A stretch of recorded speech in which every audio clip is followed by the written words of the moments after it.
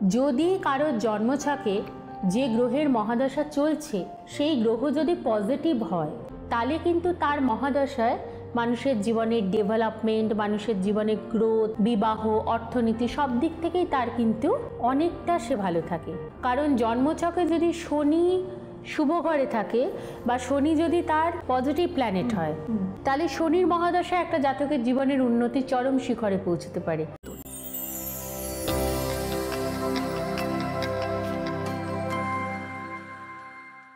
নমস্কার, আমি রূপালী আপনাদের সকলকে স্বাগত জানাচ্ছি। নমস্কার সৈনিধি, অনুষ্ঠানে স্বাগত। নমস্কার রূপালী, কেমন আছো? খুব ভালো আছি। আজকে আমাদের বিষয় কি নির্বাচন করা হচ্ছে? দেখো, আজকের যে বিষয়টা সেটা একটা বিশাল একটা বিষয়, একটা ভাস্ট সাবজেক্ট, কিন্তু আজকে সব কিছুর সম্বন্ধেই অল্প অল্প অল্প করে বলা হবে।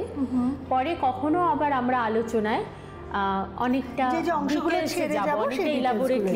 আলোচনা করব। সেটা হচ্ছে বিংশোত্তরী দশা। হ্যাঁ, বিংশোত্তরী দশা, একদম ঠিক। এবং বহু মানুষের প্রশ্ন যে বিংশোত্তরী দশায় জন্ম হয়, কিন্তু হ্যাঁ, বিংশোত্তরী দশায় জন্ম হয় মানে তো প্রত্যেকটা মানুষেরই বিংশোত্তরী দশায় জন্ম হয়। ও, বিংশোত্তরী দশার কথাটা আসছে কেন? 120টা বছর, 120 ইয়ার্স। এবং সেটা আমরা কিভাবে কাউন্ট করব? প্রথমে যাব রবি 6 বছর, তারপরে হচ্ছে চন্দ্র 10 বছর, মঙ্গল 7 বছর, তারপরে রাহু 18 বছর, বৃহস্পতি 16 বছর, শনি 19 বছর, বুধ আসবে 17 বছর, শুক্র হচ্ছে 20 বছর, তারপরে আসবে হচ্ছে কেতু 7 বছর। তাহলে টোটাল 9টা প্ল্যানেট যদি তুমি প্লাস প্লাস করে যাও তাহলে টোটাল সংখ্যাটা এলো 120, এবং সেই জন্যই বলা হচ্ছে বিংশত। এটা হচ্ছে বিংশোত্তরী দশা। এবার আমি প্রত্যেকটা দশায় একটা মানুষের জীবনে কি ফল দিতে পারে সেইটা একটু ছুঁয়ে ছুঁয়ে যাওয়া হবে, এবং পরে কখনো আমরা প্রত্যেকটা দশা ধরে ধরে ধরে ধরে তার সঙ্গে অন্তর্দশা ধরে ধরে আলোচনা করব। সেই পর্বটা আমরা কোনো একটা সময় করব, কিন্তু আজকে যেটা বলবো সেটা হচ্ছে যে একটা মানুষের জীবনে দশা আসবেই। এবং আগে বহু আলোচনায় আমি বলেছি যে মানুষ ম্যাক্সিমাম 7টা গ্রহের ফুল মহাদশা ভোগ করতে পারে, কিন্তু 9টা গ্রহের মহাদশা কিন্তু কেউ ভোগ করতে পারে না। কারণ এখানে স্বল্পায়ু, মধ্যায়ু এবং দীর্ঘায়ু। যদি আমি স্বল্পায়ুতে যাই তাহলে সে 2টো কি 3টে গ্রহের মহাদশা ফেস করবে, এবং যদি আমি মধ্যায়ুতে যাই তাহলে সে 4টে থেকে 5টা মহাদশা ফেস করবে, এবং আমি যদি দীর্ঘায়ুতে যাই তাহলে কিন্তু সে টোটাল 7টা মহাদশা ফেস করছে। তো প্রথমত বলি, আমাদের জীবনের, মানব জীবনের প্রত্যেকটা জিনিসই কিন্তু রূপালী ডিপেন্ড করে এই মহাদশার উপর। যদি কারোর জন্মছকে যে গ্রহের মহাদশা চলছে সেই গ্রহ যদি পজিটিভ হয় বা বেনিফিশিয়াল হয় তাহলে কিন্তু তার মহাদশায় মানুষের জীবনের ডেভেলপমেন্ট, মানুষের জীবনের গ্রোথ, মানুষের জীবনের ফ্লারিশমেন্ট, বিবাহ, অর্থনীতি সব দিক থেকেই তার কিন্তু অনেকটা সে ভালো থাকে। অষ্টোত্তরী মহাদশা বলে থাকে যে যখন কোনো শুভ গ্রহের মহাদশা চলে তখন একটা মানুষকে কিন্তু বেশিরভাগ সময়টাই তার ভালো কাটে আর খুব কম সময় তার খারাপ কাটে। আর বিংশোত্তরী বলছে, যেটা আমাদের ভারতীয় জ্যোতিষশাস্ত্র, এই দশা আমাদের কীরকম ফল দিতে পারে। তো আমাদের মানব জীবনের মহাদশাটাই কিন্তু মেন। আচ্ছা, কারণ এই মহাদশা যে গ্রহের আসবে সে যদি শুভ গ্রহ হয় তাহলে শুভ গ্রহ কিন্তু তার জীবনে অনেক কিছু দিয়ে যাবে তার পিরিয়ড চলাকালীন। আর যদি সে অশুভ গ্রহ হয় তাহলে তার পিরিয়ড চলাকালীন মানুষের জীবনের প্রচুর কষ্ট, প্রচুর ব্যর্থতা, তার প্রচুর ক্ষয়ক্ষতি সব দিক থেকে। এই জায়গাটা আমি একটু ডিটেলে বুঝবো। তুমি যেটা বলছিলে যে যদি কোনো শুভ গ্রহের মহাদশা চলে তাহলে সেটা শুভ হবে, এবং অশুভ গ্রহের মহাদশা চলে তাহলে সেটা অশুভ হবে। এবার তার মানে আমরা জানি রাহু হচ্ছে অশুভ, আবার এপাশে হচ্ছে চন্দ্র হচ্ছে শুভ। কিন্তু এটাও তো ঠিক, যদি খারাপ ভাবে থাকে, ম্যালিফিক ভাবে থাকে, সেটা যদি তাকে ক্ষতি দেবার পজিশনে থাকে তাহলে কিন্তু শুভ গ্রহ অশুভ ফল দিতে পারে। দেখো, একটা জিনিস বলি, তুমি একটা খুব সুন্দর পয়েন্টে এসছে রূপালী, সেটা হচ্ছে যে সবসময় যে অশুভ গ্রহের মহাদশা অশুভ ফল দেয় তা কিন্তু না। কারণ জন্মছকে যদি শনি শুভ ঘরে থাকে বা শনি যদি তার পজিটিভ প্ল্যানেট হয়, মানে বেনিফিক প্ল্যানেট হয়, তাহলে শনির মহাদশা একটা জাতকের জীবনের উন্নতির চরম শিখরে পৌঁছতে পারে। আবার একটা জিনিস দেখো রূপালী, সেটা হচ্ছে বৃহস্পতি, শুক্র, এদের কিন্তু লম্বা লম্বা পিরিয়ড, এবং এদের মহাদশায় কিন্তু রাহুরও তো তাই 18 বছর, শনি 19 বছর, শুধুমাত্র কেতু হচ্ছে 7 বছর। কিন্তু কেতু যদি কারোর খারাপ থাকে, ওই 7টা বছর মানুষকে নরক যন্ত্রণা ভোগ করতে হয়। আবার কেতু যদি ভালো থাকে, তাহলে সমাজের উচ্চ মান্যগণ্য লোকের সঙ্গে মিলামেশা, শুভ বিবাহ, অর্থনৈতিক উন্নতি, কর্মে ফ্লারিশমেন্ট, সব কিছুতে, এবং পাওয়ার অথরিটি কেতুও কিন্তু দিয়ে থাকে। কিন্তু আবার কেতু খারাপ থাকলে তখন কিন্তু তার জীবনে অনেক চরম খারাপ অবস্থা আসতে পারে। কিন্তু এটাই যে কেতু মানেই কি আমার জীবনে খারাপ অবস্থা দিতে আসছে, তা না। কেতু যদি তোমার জন্মছকে শুভ গ্রহ হয়, সেটা কিন্তু অনেক রকমভাবে বিচার হয়। নবাংশ বিচার করতে হবে, সেটার জন্য নেটাল চার্ট বিচার করতে হবে, সেটার জন্য কেতুর অবস্থান বিচার করতে হবে, সেটার জন্য কেতুর ডিগ্রি বিচার করতে হবে, সেটার জন্য কেতুর স্বর্ণারী চক্র বিচার করতে হবে, এবং তার সঙ্গে নবতারা চক্র বিচার করতে হবে। যে মহাদশাটাই আসুক, সেটা নেটাল চার্টে তার অবস্থান, তার নক্ষত্র যোগ, তার সে কোন ঘরে রয়েছে, সে কোন ডিগ্রিতে রয়েছে, সে কোন গ্রহের সঙ্গে সহাবস্থান করছে, সে কোন গ্রহের সঙ্গে ক্ষেত্র বিনিময় করছে, কোন গ্রহের দৃষ্টি প্রাপ্তি হচ্ছে, তার সঙ্গে নবমচ চক্রে তার অবস্থান কি, তার স্বর্ণারী চক্রতে সে কি গ্রহ, এবং তার নবতারা চক্রেতে তার অবস্থান কি, সব কিছুর উপর বিচার করে কিন্তু বিংশোত্তরী দশা সেই মানুষটার জীবনে ফলাফল দান করবে। সুতরাং আপনার কেতুর মহাদশা চলছে, তার মানে তো এখন জীবনে প্রচুর আপনার খারাপ সময় চলছে না, কথাটা ভুল। কিছু কিছু মানুষ ভয় দৌড়ে আসে, আমার তো দিদি শনির মহাদশা শুরু হয়েছে, তাহলে তো আমার জীবন শেষ। হয়তো দেখা গেল সেই সময় তার জীবনের সব থেকে বেশি ডেভেলপমেন্ট, কারণ তার শরীর অবস্থানটাই যে এতগুলো বিভাগ রয়েছে, এই এতগুলো বিভাগ থেকে কিন্তু আমি বিচার করব, করে তারপরে যোগফল যদি দেখি, তখন দেখা গেল শনি তার খারাপ গ্রহ, মানে শনি তার অশুভ গ্রহ, অথবা শনি তার শুভ গ্রহ। এবার তার অবস্থানের উপর বিচার করে তার মহাদশায় সে কীরকম ফেস করবে। 19টা বছর তার জীবনে কি ভালো যাবে, সেটাও কখনো হয় না। তার মধ্যে তার হয়তো হসপিটালাইজেশন হতে পারে, তার মধ্যে সে তার প্রিয় মানুষকে হারায়, তার স্বাস্থ্যহানি হয়, তার মধ্যে তার কর্মহানিও হচ্ছে, তার অর্থহানি হচ্ছে, সব কিছু হবে। শুভ গ্রহ তার মধ্যেও এগুলো হচ্ছে, কারণ বেশিরভাগটাই কিন্তু তার ভালো ফল দেবে, কিছু সংখ্যক তার খারাপ ফল দেবে, কিন্তু খুব কিছু খারাপ কিন্তু হবে না। কারণ একটা জীবনে মানুষ যদি প্রত্যেকটা কাজ ভালো করে, তাহলে তো তার আর জন্ম নিতে হচ্ছে না, তার তো মোক্ষ প্রাপ্তি হয়ে যাচ্ছে। তাহলে তাকে আবার পৃথিবীতে ফিরে আসতে হলো কেন? এটাই তো জন্মান্তর। জন্মান্তর আমরা জন্মাচ্ছি কেন? আমাদের জীবনে ফিরে আসতে হচ্ছে কেন? আমাদের যে কর্মটা সঞ্চয় রয়েছে, সেই সঞ্চিত কর্মফল ভোগ করতে, সেটা শুভও হতে পারে, অশুভও হতে পারে।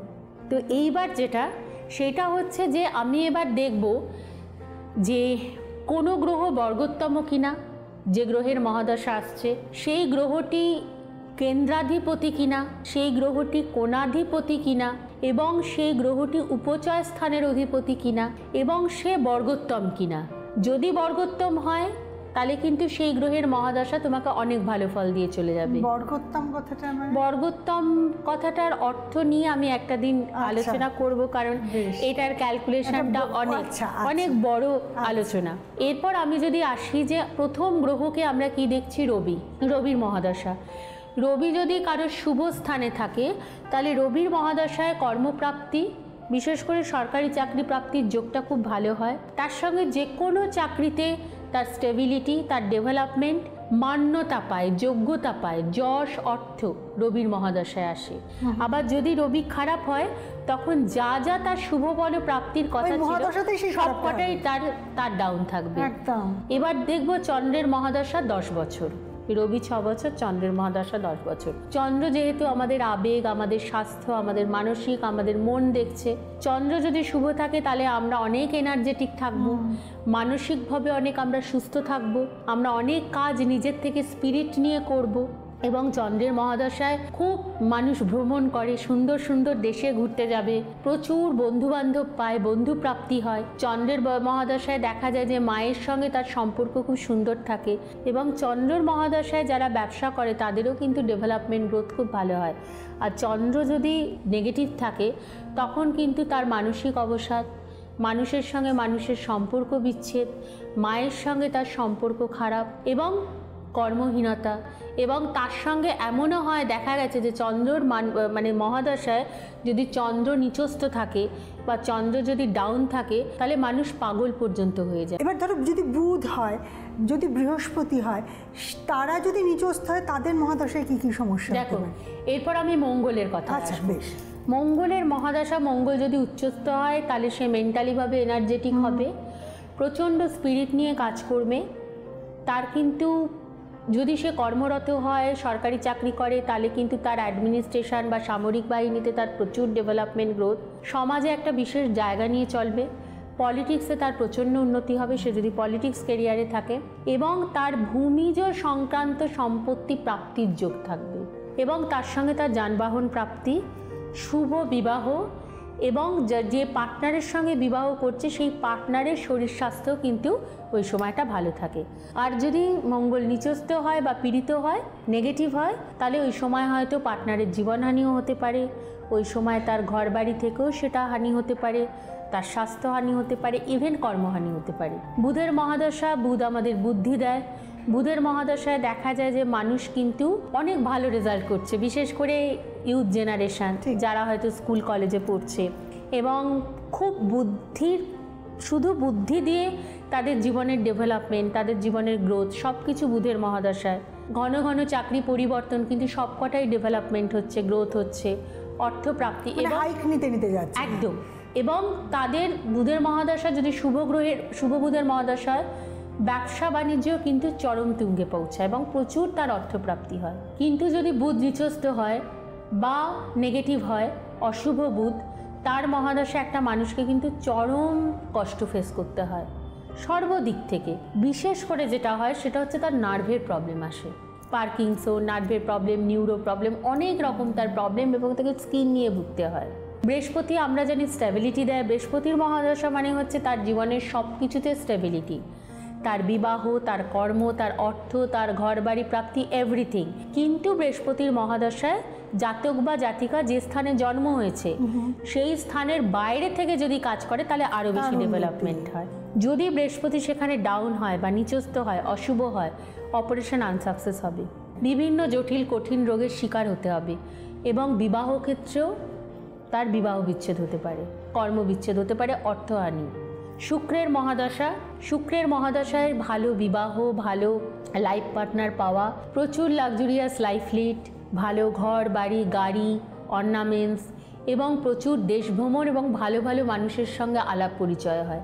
কিন্তু শুক্র ডাউন থাকলে, শুক্র যদি খারাপ থাকে তাহলে কিন্তু সেই মানুষটার জীবনে প্রচুর কষ্ট, বিশেষ করে শারীরিক কষ্টে প্রচণ্ড ভোগে, চোখের সমস্যা, এবং তার সঙ্গে মেয়েদের জন্য গাইনিক প্রবলেম, এবং ছেলেদের জন্যও হার্নিয়া, অনেক রকম সমস্যা আসে। এরপর আমি আসবো হচ্ছে শনির মহাদশা। শনি 19 বছরে, শনি হচ্ছে সঞ্চিত কর্মের ফল দিতে আসে।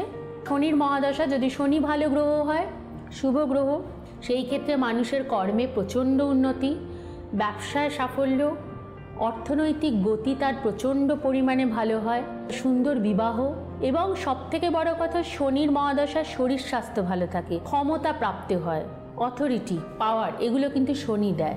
আবার অশুভ শনিতে কিন্তু একটা মানুষকে পঙ্গু হতেও দেখা যায়। অশুভ শনির মহাদশায় রাজা থেকে ফকির হয়েছে দেখা গেছে, আবার শুভ শনির মহাদশায় ফকির থেকে রাজা হয়েছে এটাও দেখা গেছে। এরপর আসবো রাহুর মহাদশা। 18টা বছর রাহুর মহাদশা চলে। এবার আমি যেটা আগেই বললাম যে আমাদের প্রারব্ধ কর্মের ফল 3টে গ্রহ দেয়। একটা হচ্ছে শনি, তুমি তোমার সঞ্চিত কর্মফল কি আছে তার উপর বিচার করে তার মহাদশা ফল দেবে। রাহুর মহাদশাও কিন্তু তাই, আর কেতুও। রাহুর মহাদশা 18 বছর, রাহুর অবস্থানের উপর কিন্তু আমরা ফলপ্রাপ্তি হই। রাহু যদি 3য় ভাবে থাকে, রাহু 6ষ্ঠ ভাবে থাকে, রাহু যদি 11শ ভাবে থাকে, তাহলে সেই ক্ষেত্রে কিন্তু রাহু শুভ ফল দিয়ে থাকে। সেই সময় কিন্তু রাহুর মহাদশা একটা মানুষের কর্মপ্রাপ্তি, বিদেশ যাত্রা, রিসার্চ, হায়ার স্টাডি এবং অর্থপ্রাপ্তি, ইমেন্স অর্থপ্রাপ্তি সেটা কিন্তু রাহু দিয়ে থাকে এবং প্রচুর দেশ ভ্রমণ করে থাকে তারা এবং খুব লাক্সারিয়াস লাইফ লিড। আমরা কি জানি যে শুক্রের মহাদশায় হয়ে থাকে, শুক্র নিচস্থ থেকেও রাহুর মহাদশাতেও কিন্তু যদি রাহু ভালো থাকে তাহলে সে কিন্তু লাক্সারিয়াস লাইফ লিড করতে পারে। কিন্তু হ্যাঁ, রাহুর মহাদশা 18টা বছর কিন্তু একটা মানুষকে ভালো ফল দেয় না। এখানেই হচ্ছে তফাৎ শুভ গ্রহ অশুভ গ্রহের মধ্যে, কারণ রাহু কিন্তু অশুভ গ্রহ। সুতরাং অনেক কিছু দিতে দিতে সাডেন একটা অ্যাক্সিডেন্ট হয়ে গেল, সাডেন একটা ডিজাস্টার লাইফে চলে এলো, সেটা 3-4 বছর ফেস করতে হলো, আবার অনেকটা মানসিক যন্ত্রণা দিয়ে আবার আস্তে আস্তে আস্তে আস্তে করে রাহু তুলছে। এবং দেখা গেছে রাহুর মহাদশায় মানুষ যেমন রোডপতি থেকে ক্রোড়পতি হয়েছে, আবার ক্রোড়পতি থেকে রোডপতিও হয়েছে অর্থনৈতিক ঋণে জর্জরিত হয়ে, সেটা রাহুর মহাদশা করিয়ে থাকে, যেটা কিন্তু শনি করায় না। এরপর আমি আসবো কেতুর মহাদশা। কেতুর মহাদশাটা 7টা বছর।